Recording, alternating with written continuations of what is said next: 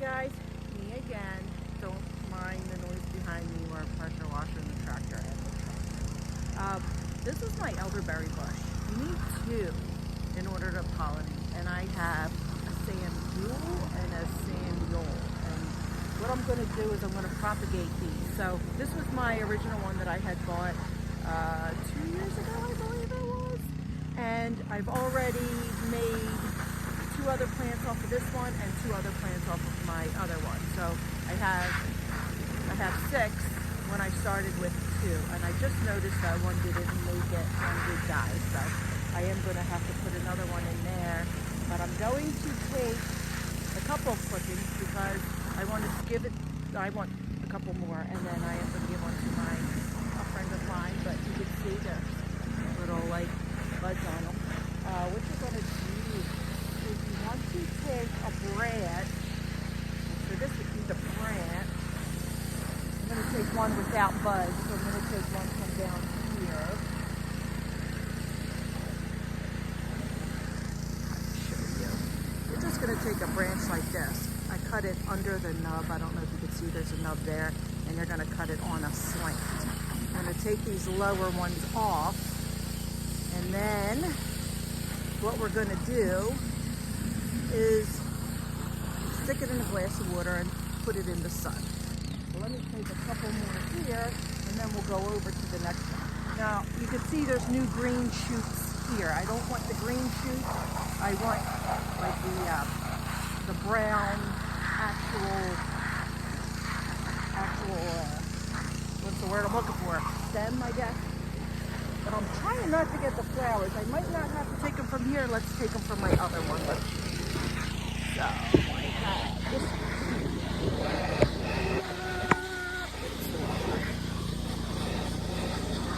So I have this guy here. This is the one that I had made from that one. And he looks pretty good. So maybe I'll take one from here. I'm going to go just below one of the knots. As you can see, it's just below the knot, and then we're going to cut all this off. So I might wait. I might only get 2 and wait a little bit more into the season. I don't want to cut all this off. So maybe we'll start with 2, but let's go to the other. Okay, here's my other one. Kind of on the other corner of our, I guess, garden area, old garden area, which is now going to be our orchard area. I found this one. I'm going to go right above the knot on an angle. Wait, let me trim it up. I do want to keep them separate so I know which is which. Oh, they put them on the outside. Now this one I do have 3 plants of because I'm going to find a knot here. I do have 3 plants of these because that one did take, so it does look good. And we're going to cut some of these off. All right, let's go stick it in water and we'll see how it does. Now what'll happen too is all this green will die off, and then once it creates roots, then you'll put it in dirt and new green will come up.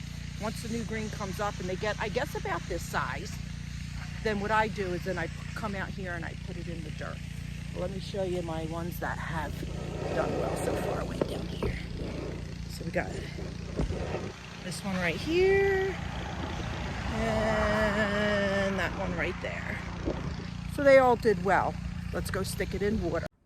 Okay, I have 3 of each.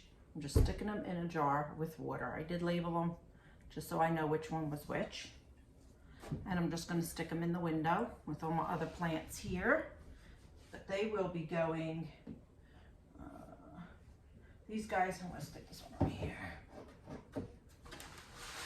Those guys are going out tomorrow probably. They're going to get planted. We'll come back and check them as soon as the roots grow, and I'll show you and I'll tell you how long it takes. Okay, we are at 18 days.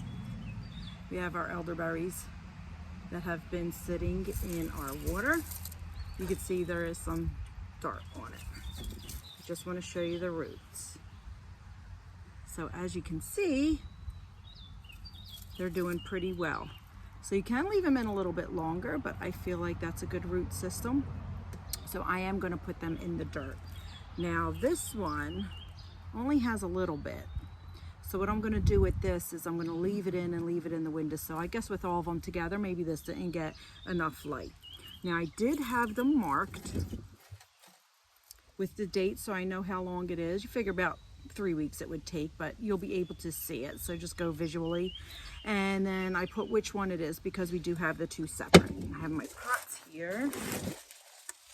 That's this one. So what I'm going to do is I'm just going to stick these in the pot. So you can put them directly into the soil, I guess, if you wanted to. But I like to put them in here because I have this this nice soil, and I want to put them in the nice soil with the nutrients first, and then I'll wait for them to get a little bit bigger, and then I'll put them into the ground. What we're going to do is line the fence with them so that we have a bunch. I'm going to put 2 in one pot here. If the other one was done, I would not have put it in this pot. I would put it in a separate pot because it is a little overcrowded. And for our other ones, we have, and you can see, like, you know, dying off. And this even may still die off and then come back. But this has none. So this one's definitely going back in. And then this one, these two do have some. So I've never put 3 in one jar before. Now I know, no 3 in one jar. 2 max per jar, okay? We've learned this together. And then I'm just gonna stick them in. And there you have it. Give it a couple weeks, maybe a month to get nice and big, and then stick them in the ground. And you'll have yourself elderberries for life. And you can have as many plants as you feel like making. And look, it only took a couple weeks. So have at it, make some elderberry juice. Let's be healthy. See you on the next adventure.